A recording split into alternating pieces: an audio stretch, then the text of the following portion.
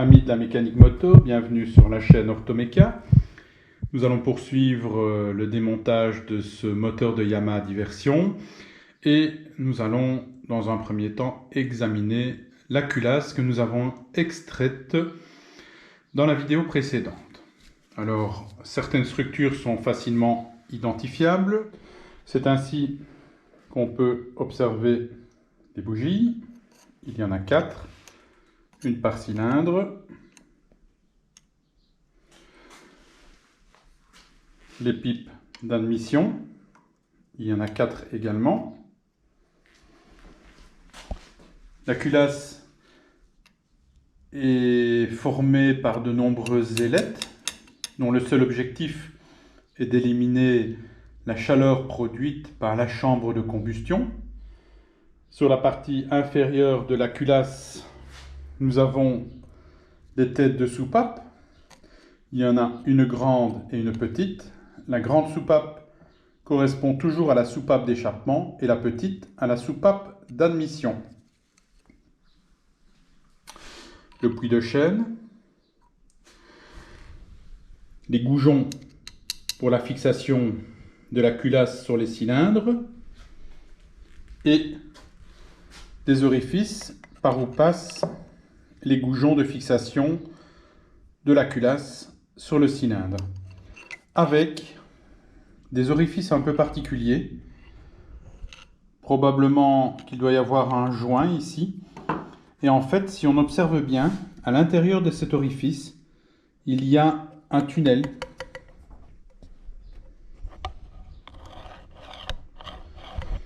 Et ce tunnel, en fait, s'oriente exactement vers cette structure où on voit d'ailleurs une tuyauterie métallique qui y arrive.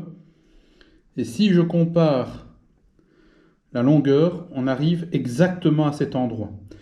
Donc il doit y avoir du liquide qui passe de là et qui passe dans des tunnels. Ne m'en demandez pas beaucoup plus, je n'en sais trop rien pour l'instant. Il y a la même chose ici.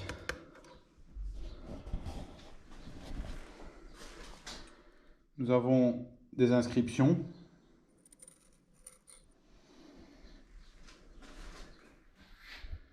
Et au niveau du puits de chaîne, je vois qu'il y a également des orifices, des ajournements. Deux de ce côté-ci et deux de ce côté-là. Je retrouve à la face postérieure de la culasse et qui est fixée cette structure dont je ne comprenais pas bien l'utilité. Alors, je n'ai jamais su trouver la fonction exacte de cette structure. C'est Ludovic Perrault, des ateliers Perrault. Ce sont des ateliers qui prodiguent des cours de mécanique dont je vous ai déjà parlé dans l'introduction et dont je vous remets d'ailleurs le lien ci-dessous, qui m'a répondu en me signalant que c'est une soupape de retenue. En fait, elle permet le passage de l'huile ou non, selon le régime, pour le remplissage du couvre-culasse. Donc en fait, en fonction du régime moteur, visiblement, c'est un système électrique, il y a probablement de l'huile qui arrive par ici, c'est probablement l'admission, et qui repart par ici, à la sortie. C'est une huile sous pression, puisque nous avons ici une durite renforcée, et ici une durite métallique, qui vient se terminer à l'extrémité du conduit dont je vous ai montré tout à l'heure l'arrivée, qui se trouve ici.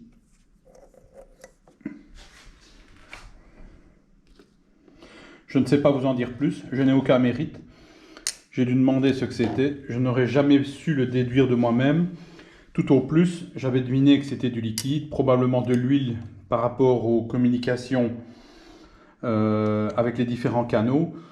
Je me doutais bien que c'était pour la lubrification de certains éléments, mais je ne savais pas exactement en quoi ça consistait. Nous allons donc commencer à démonter tout cela. Alors c'est parti, on va commencer par démonter ce fameux système. C'est une clé d'Allen de 5, mais c'est assez grippé.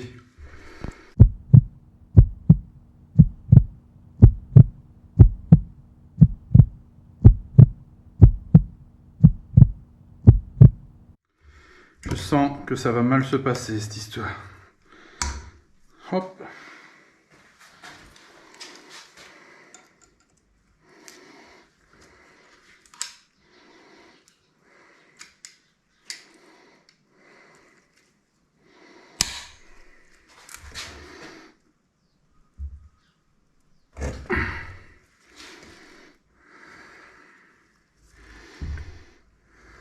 Bon.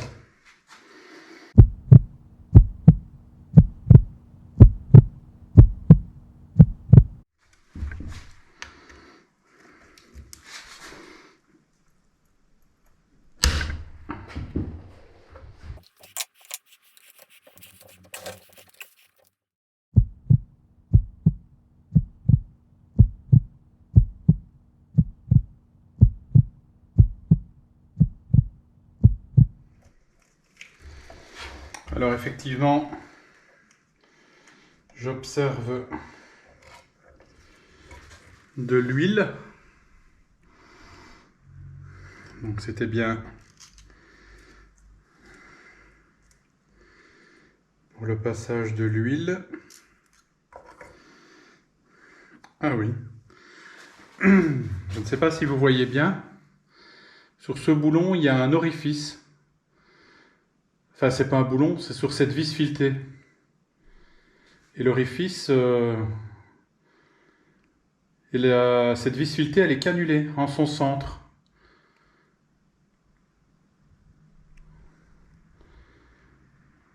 Je me demande si c'est pas ça qu'on appelle un boulon banjo, B-A-N-J-O. Je ne suis pas certain.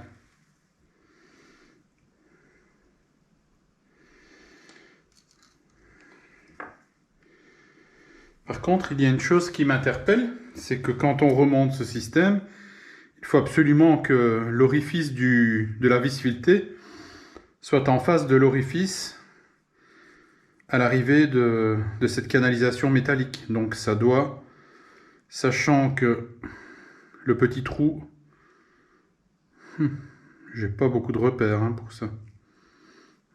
Donc ça devrait être comme ça. Ça, c'est pas très clair, ça.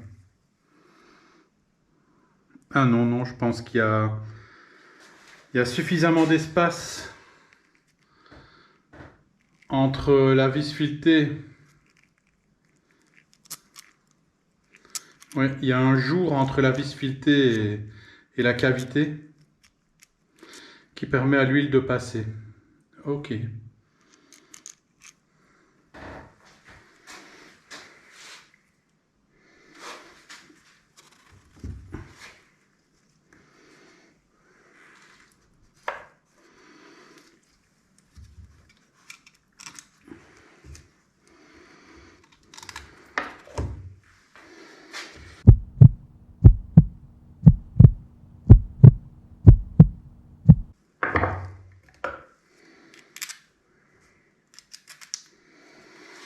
En voilà une. De toute manière, on ne saurait pas se tromper puisque sur ces deux pipes d'admission, il y a la prise il y a l'arrivée de l'orifice de dépression pour activer la pompe à essence. Ici, il n'y en a pas. Néanmoins, alors il y a un joint torique et je retrouve quand même une vis filetée dont je vais voir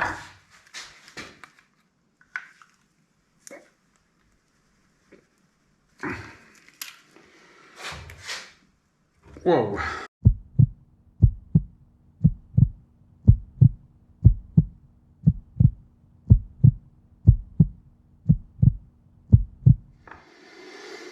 Alors nous retrouvons le joint torique. En fait, je pense que il doit y avoir des des modèles où, où les durites pour l'aspiration, pour la pompe à essence, à mon avis, doivent arriver également ici parce que on a effectivement une communication ici, mais qui est obstruée dans ce modèle. Donc à mon avis, ils construisent des motos sur une base commune et en fonction des modèles, ils adaptent probablement le système, et s'ils n'ont pas besoin de l'orifice, ils obstruent tout simplement. Ce n'est pas vrai ce que j'ai dit, puisque là on a la même vis avec le même canal qui m'est obstrué, et en fait la dépression elle arrive ici sur un deuxième canal.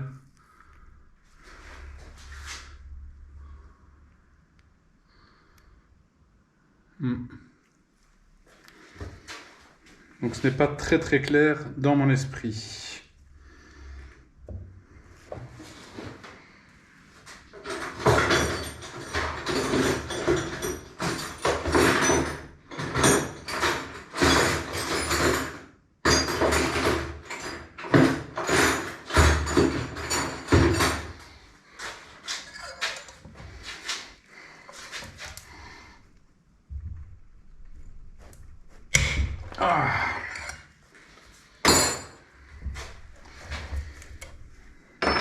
Bien joué, petit.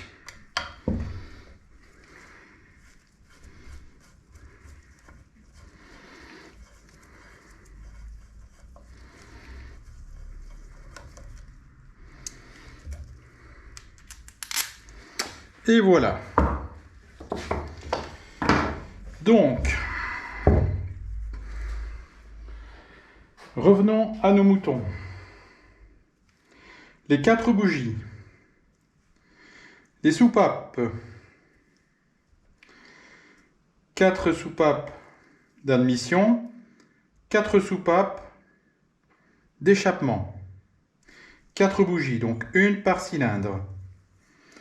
Les ailettes de refroidissement, très important pour éliminer la chaleur fournie de la chambre de combustion.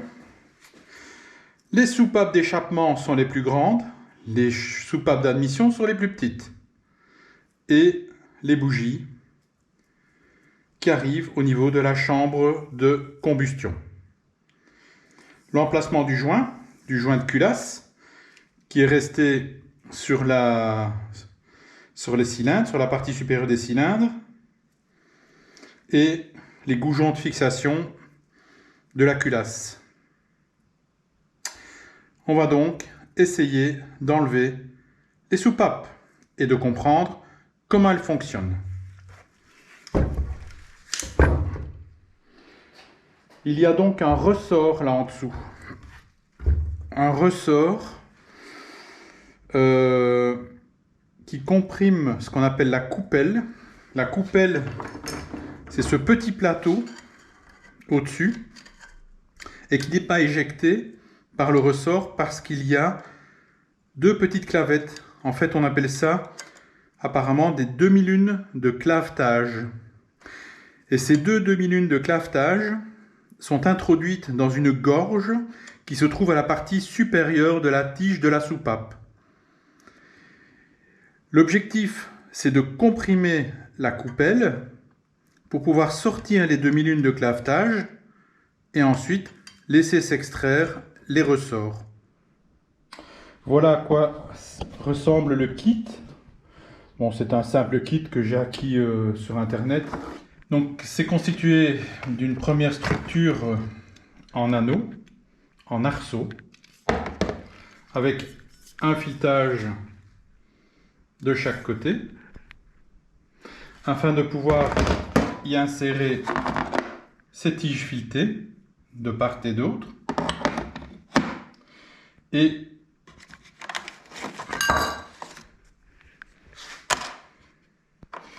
alors, vous avez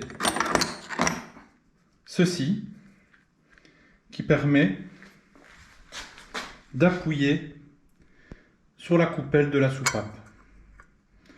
Et comme c'est fenestré de part et d'autre, ça nous permet, avec un aimant ou avec une pince, une fois que le ressort est comprimé, d'aller enlever les deux demi-lunes de clavetage.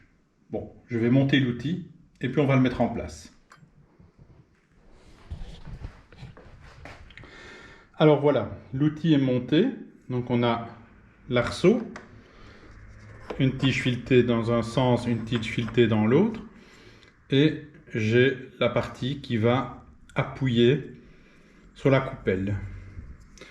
Alors sur cette tige filetée, vous pouvez voir qu'il y a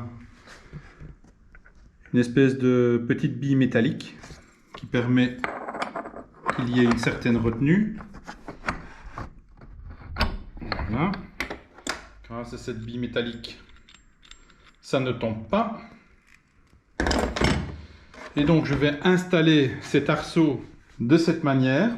Donc vous avez cette cage qui va aller s'appuyer sur la coupelle. Et dans l'autre sens, vous avez cette partie qui va aller s'appuyer sur la soupape. Alors il y a une chose qui me dérange dans ce montage, c'est que je trouve qu'il aurait fallu un méplat au bout de cette tige filetée, car j'ai l'impression que l'extrémité de cette tige peut abîmer la tête de soupape. Mais bon, sachant que ce moteur ne va pas faire l'objet d'une réutilisation et qu'il est utilisé de manière scolaire, je vais utiliser le système tel qu'il est présenté. Donc, sur la coupelle pour la partie supérieure et ici sur la tête de soupape, j'ai une petite tige qui permet d'avoir un bras de levier. Et voilà, je suis en train de mettre le ressort en compression.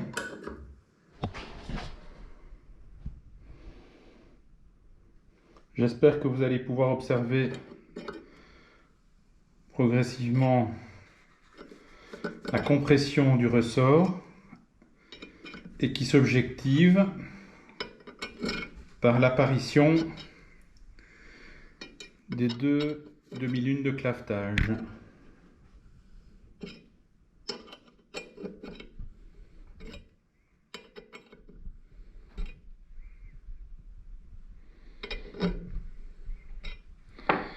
Alors il y a un petit aimant.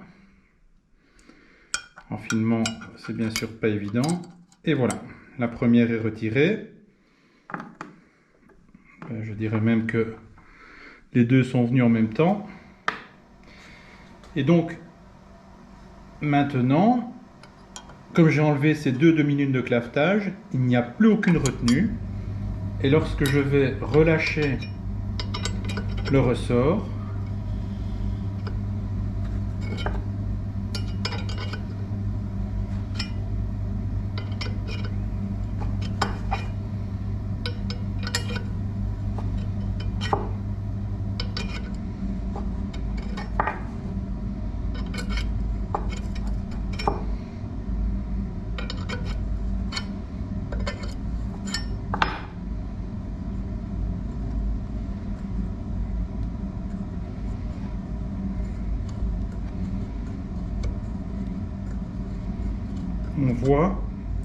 on voit bien la coupelle qui est en train de s'enfoncer. Je vais maintenant enlever l'appareil de dépose de soupape, ce qui me permet d'enlever cette fameuse coupelle que l'on reverra ultérieurement, les deux ressorts,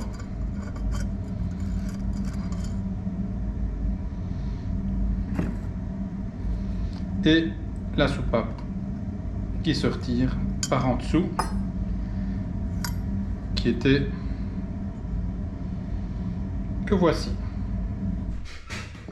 À l'intérieur reste ce qu'on appelle le guide soupape, qui permet de guider la soupape dans son axe et d'éviter qu'il n'y ait un balancement latéral.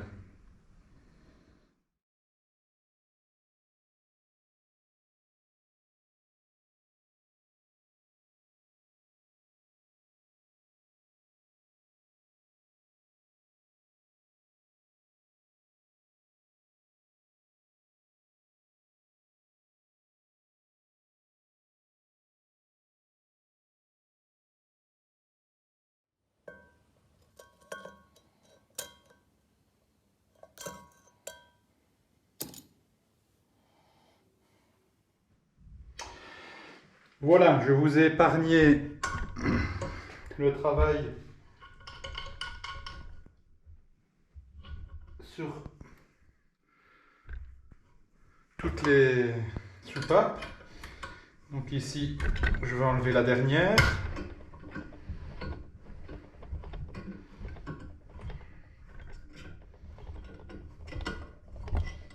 Voilà.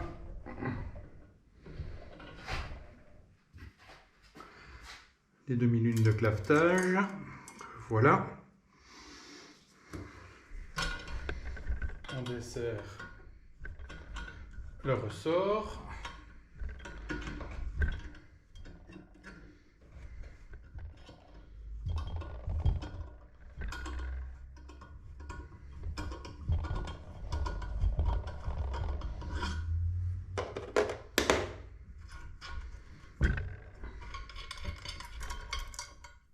Et voilà.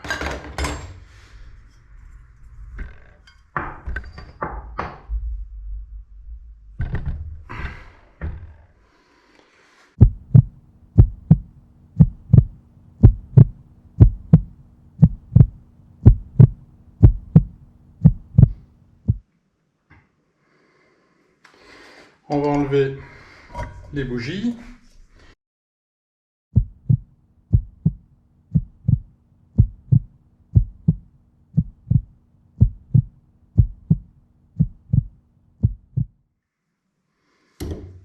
Et voilà. Reste à ôter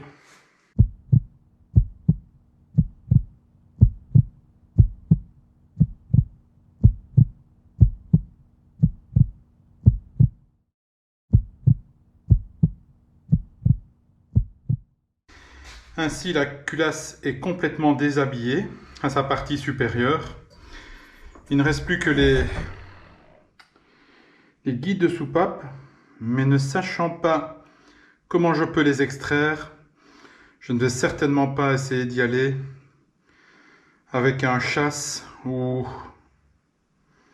un instrument et taper dessus comme un seau. Je risquerais de les plier, voire même de les casser, et je n'ai pas trop envie. Donc éventuellement, si je découvre ultérieurement comment faire, eh bien je vous informerai par une petite séquence vidéo de quelques minutes. On va donc passer sur la face inférieure, qui n'a plus vraiment de mystère pour nous. Et sur les faces latérales, où nous avons ici l'arrivée du système de soupape dont je vous ai parlé ici à l'arrière, qui en fonction du régime moteur laisse passer ou non de l'huile pour remplir, je suppose, au niveau des arbres à cames. Et ici vous avez des structures borgnes. En fait, j'ai appris un jour que ces structures borgnes, c'est lorsqu'il faut usiner des canaux à l'intérieur d'une structure qui est pleine. Donc afin de pouvoir réaliser un canal qu'on n'arrivera pas à creuser parce qu'il n'y a pas de place ailleurs, eh bien on creuse le canal à partir de l'extérieur et puis on le bouche de manière à obstruer le conduit. Alors, voici tout le système de soupape démonté et rangé, de gauche à droite, comme sur le moteur, puisque lors du remontage, il faut respecter l'ordre des soupapes. Petite soupape, soupape d'admission, grande soupape, soupape d'échappement. Nous retrouvons donc le système complet composé d'une soupape qui s'engage par sa tige dans le guide soupape, les deux ressorts. Si vous regardez bien le ressort, le pas n'est pas constant. Il est plus large à droite de la photo et plus serré à gauche. Le pas le plus serré doit se situer vers la tête de la soupape. Il en va de même pour l'autre ressort, le gros ressort. Ensuite, vous avez la coupelle qui vient se mettre au-dessus et les deux demi-lunes de clavetage qui viennent s'insérer dans la gorge qui se trouve au niveau du pied de la soupape, du pied de la tige de soupape, et qui permettent d'éviter l'expulsion de la coupelle.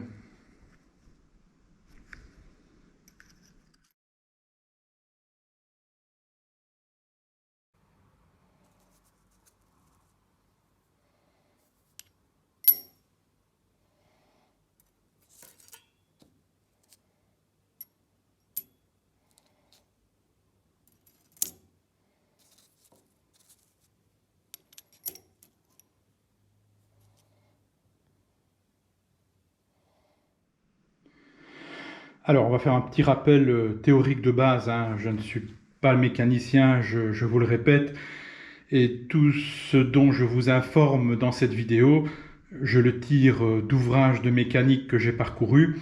Et d'ailleurs, en lien, je vais vous mettre quelques références qui me tiennent à cœur. Alors, à quoi sert la soupape, en fait? Donc, la soupape, elle a pour objectif de réguler le flux des gaz entre la chambre de combustion et l'extérieur. Alors, il y a le flux des gaz frais, c'est-à-dire la charge, le mélange air-carburant qui vient du carburateur et qui arrive dans la chambre de combustion, et les gaz chauds, ce sont les gaz de combustion qui sont éliminés donc par la soupape d'échappement. Les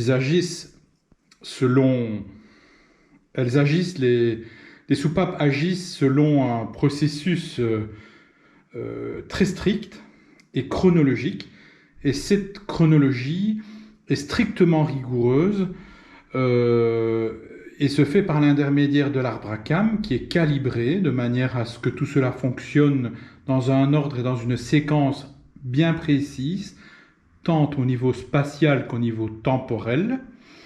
Et donc, l'arbre à cames est lui-même contrôlé par la chaîne de distribution, qui elle-même est contrôlée par la rotation du vilebrequin. Ce réglage entre le vilebrequin et l'arbre à cames par la chaîne de distribution s'appelle, je pense, le calage de distribution. L'autre rôle de la soupape, c'est un rôle d'étanchéité, pour permettre d'isoler la chambre de combustion et permettre à la charge de s'enflammer et de pouvoir pousser le piston de manière à produire la rotation du vilebrequin. Nous observons la tête de la soupape, la tige de la soupape et la queue de la soupape. Au niveau de la queue de la soupape, il y a une gorge qui permet aux coupelles, ce sont ces petites structures métalliques semi-circulaires, qui permettent aux demi-lunes de clavetage d'empêcher la coupelle d'être expulsée par le ressort. Au niveau de la tête de la soupape, il y a un certain angle qui va venir s'appuyer sur la culasse.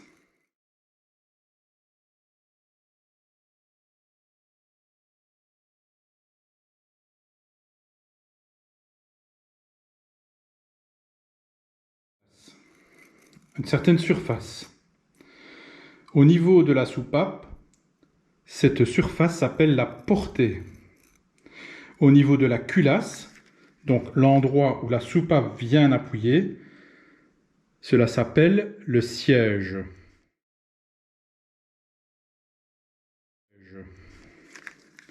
Cette portée est très importante, et le siège également. Parce que lorsque vous utilisez votre moto à 5000 ou 10 000 tours par minute, vous pouvez imaginer le nombre de fois par seconde que cette soupape vient percuter le siège. Et donc, lorsque la soupape vient percuter le siège, il peut y avoir une usure qui se produit. En termes de mécanique, cela s'appelle le matage. Et ce matage va aboutir à une déformation ou une usure de la soupape. Et par exemple, sur une soupape d'échappement, les gaz d'échappement vont pouvoir passer, brûler cette soupape et progressivement la détruire.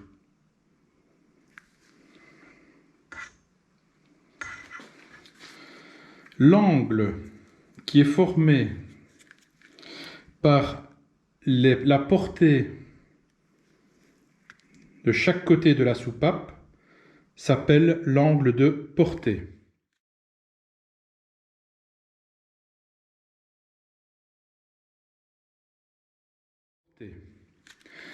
La jonction entre la tige et la tête de soupape n'est pas à angle droit. Il est arrondi. Cette région s'appelle le collet ou la tulipe. Cette structure arrondie est arrangée de manière à éviter les forces de cisaillement et donc les ruptures au niveau de cette zone compte tenu des énormes contraintes que cette soupape subit. La tulipe ou le collet est formé par ce que l'on appelle un congé à grand rayon. Un congé, en fait, c'est une structure concave, douce, comme on retrouve ici.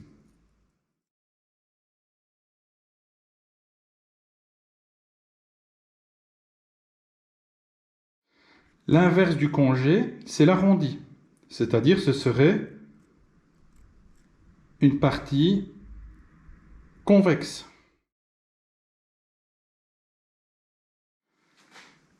Cette structure que l'on appelle la tulipe a donc un effet et joue un rôle sur la dissipation de la chaleur, mais également évite l'effet d'entaille et donc de cisaillement à la jonction entre la tige et la tête qui pourrait se produire si c'était un angle droit. Si je me rappelle bien,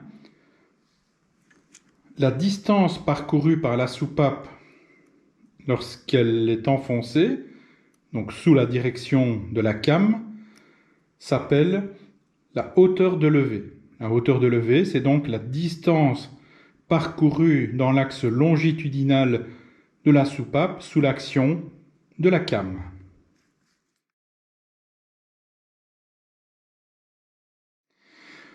Alors, un simple petit mot sur les températures auxquelles sont soumises les soupapes. Entre la soupape d'échappement et la soupape d'admission, il y a une nette différence. En effet, si j'ai bien lu dans mes ouvrages, la température au niveau de la chambre de combustion peut s'élever de 700 à 2000 degrés centigrades. Mais au niveau de l'échappement, la soupape d'échappement est soumise à une température qui peut aller jusqu'à 800 degrés. Pourquoi? Parce que les gaz d'échappement sont brûlants, alors que la charge qui arrive par la soupape d'admission ramène une charge des gaz frais. Ce qui vient du carburateur est frais. Donc la soupape d'admission est soumise à des températures de 400 à 500 degrés. Donc la constitution de ces soupapes et le mode de fabrication et d'alliage qui sont utilisés sont tout à fait différents. Il est bien évident que la soupape n'est pas une structure aussi simple.